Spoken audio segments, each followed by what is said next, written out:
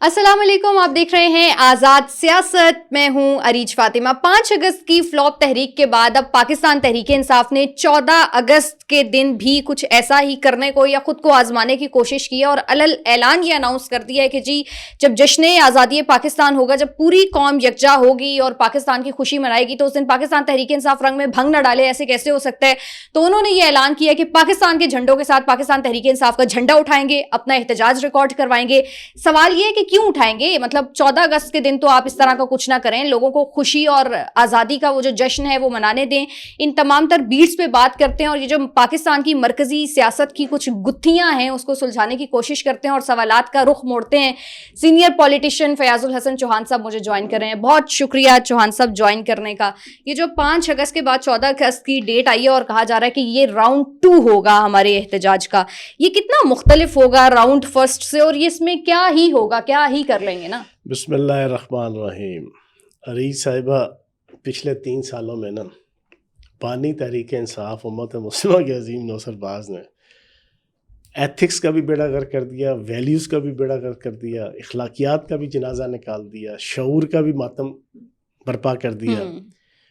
مطلب آرٹس کے جتنے سبجیکٹ ہیں نا اور آرٹس کے جتنے کمپوننٹس ہیں اور آرٹس کے شعبہ آرٹس کے جتنے پہلو ہیں، ہر ایک کا اس نے جناب ستیہ ناش پھیرنے کے بعد اب اس نے سائنس کا بھی بیڑا غرق کرنا شروع کر دیا. اور سائنس میں جو میتھمیٹکس ہے نا، اس نے میتھمیٹکس کا بھی بیڑا غرق شروع کر دیا ہے.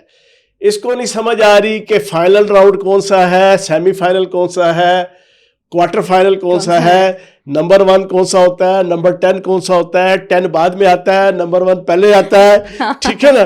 اس کی پچھلے 1 سال 1.5 سال کی جتنی کالز ہیں نا احتجاجی تحریکوں کی، کبھی یہ کہتا ہے فائنل کال ہے، کبھی یہ کہتا ہے سیمی فائنل کال ہے. 10 دفعہ تو اس نے فائنل کال کے طور پہ جناب اس نے لوگوں کو کہا کہ اب فائنل کال ہے. ٹھیک ہے نا جی؟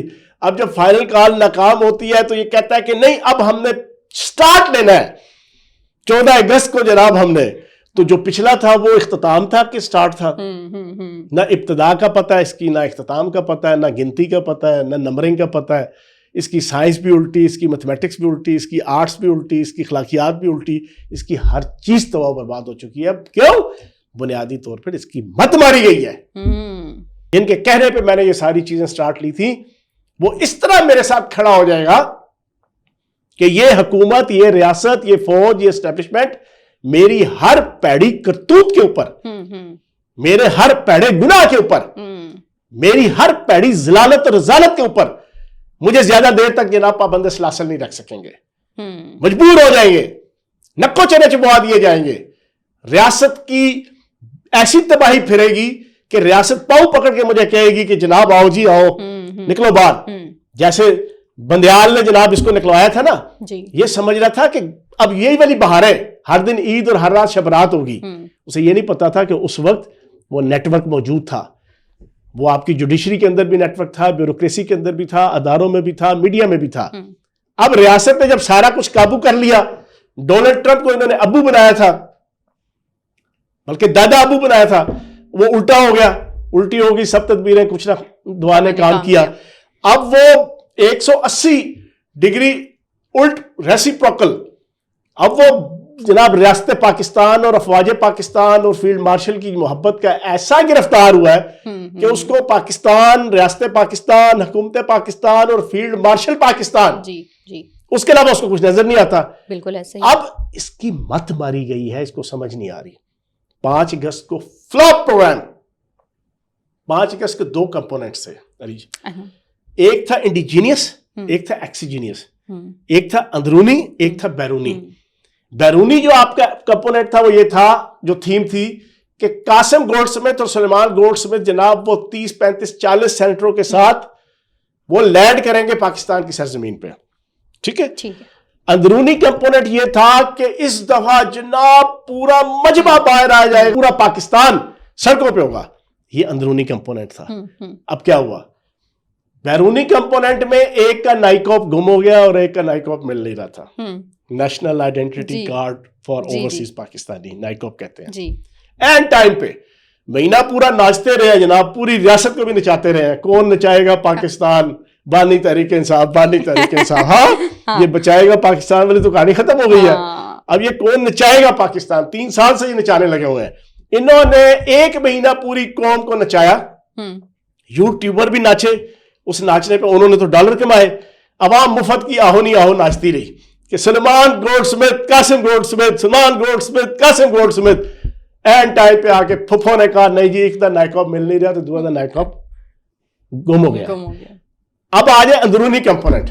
اندرونی کمپوننٹ میں آپ کی عوام نے نکلنا تھا, یوتھیوں نے نکلنا تھا. تو یوتھیوں کا کیا ہوا؟ آدھے یوتھیے گم ہو گئے, آدھے یوتھیے 5 اگست کو مل نہیں رہے تھے. یہ ساری کہانی ہوئی ان کے ساتھ. اور آپ یقین جانے پورے پاکستان میں آدھے شہروں میں تو کسی نے نام بھی نہیں نہ لیا باہر نکلنے کا, ایک بندے کا بھی.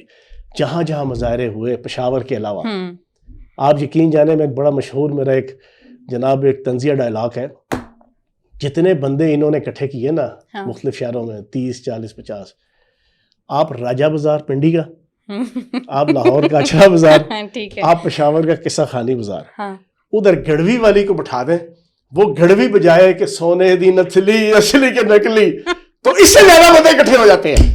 ٹھیک ہے, جو یہ نہیں اکٹھے کر سکے. اچھا یہ تو ہو گیا جی آپ کا. اور دعویٰ کرتے ہیں کہ ہم بہت بڑی پولیٹیکل پارٹی ہیں, اور لوگوں کو بھی پارٹی. میں اکثر کہتا ہوں کہ اب اس پاپولیرٹی کی بناؤ موم بتی, اور اس کو ہر روز آپ اپنی سالگرہ مناؤ, اپنے شعور کی بھی اور اپنے اس لیڈر کی بھی جناب شعور کی سالگرہ منایا کرو. اچھا اب اگلی چیز آ جاتی ہے کہ 5 اگست کے بعد آپ کا 14 اگست.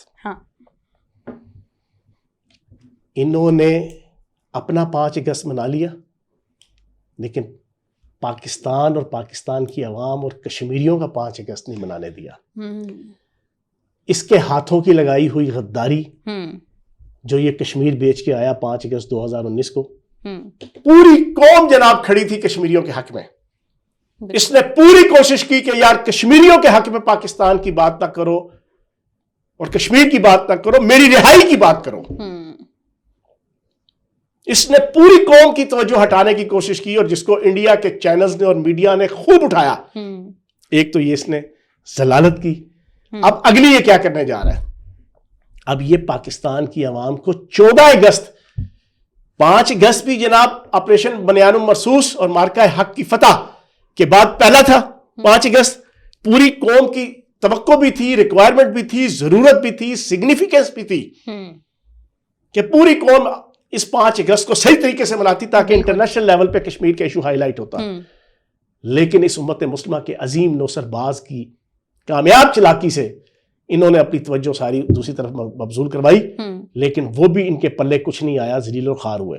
اب یہ 14 اگست آپریشن بنیان مرصوص کے بعد پہلا 14 اگست بالکل ایسے ہی. توقع کیا ہونی چاہیے؟ ضرورت کیا ہے؟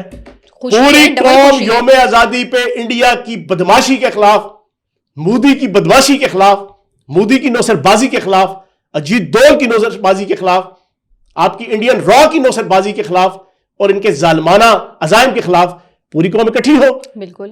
اس بے غیرت نے جناب آپ کو دے دیا کال اپنی رہائی کی. پوری قوم کو, یوتھیوں کو, کہ چھوڑو پاکستان, پی ٹی آئی کا جھنڈا اٹھاؤ اور میری رہائی کی بات کرو. اور کہتے ہیں ڈٹ کے کھڑا ہے کپتان. یہ امت مسلمہ کا عظیم نوسر باز اور قیدی نمبر 420 کا یہ پلان ہے.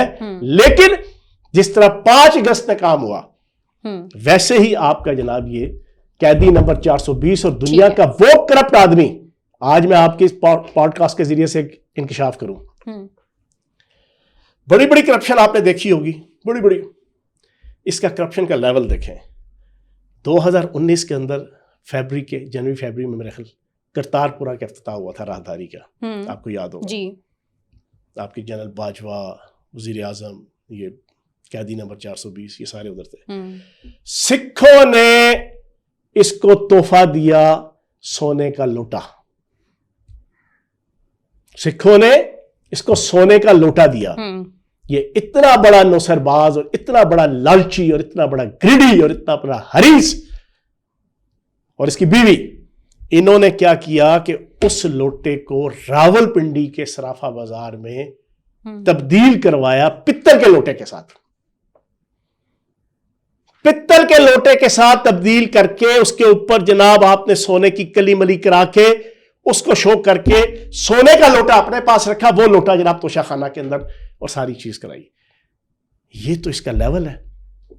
ملائیشیا سے ایک ڈنر سیٹ آیا پرچ پیالیاں, یہ پرچ پیالیاں اس نے راول پنڈی کے جناب راجہ بازار میں بیچ کی. یہ کہتا ہے کہ یار میں نے دنیا دیکھی ہے, میں سب کچھ دیکھ چکا ہوں, میں شہرت, عزت, وقار, پیسہ, لالچی انسان, گریڈی انسان, چھوٹا آدمی, کوئی اس حد تک بھی جا سکتا, اس حد تک. یہ لوٹا چور. آج اس کا میں آپ کے پوری دنیا کے سامنے اس کو لقب دے رہا ہوں, لوٹا چور. یہ وہ پاکستان کا بدقسمتی سے ایکس وزیر اعظم ہے جو لوٹا چور ہے. ٹھیک ہے لوٹا سونے کا تھا, وہ بھی نہیں چھوڑا, لیکن لوٹا چور ہے. یہ بندہ آج پاکستان کی 14 اگست کو, پاکستان کی 6 ستمبر کو, پاکستان کی سوورنٹی کو, پاکستان کی بقا کو, پاکستان کی عزت کو, پاکستان کی سالمیت کو, پاکستان کی ڈگنیٹی کو, پاکستان کے وقار کو, پاکستان کے مستقبل کو, پاکستان کی معیشت کو, پاکستان کی معاشرت کو تمام کا جنازہ نکالنے لگا ہوا ہے کہ مجھے رہا کرو, باقی سب کچھ جائے بھاڑ میں.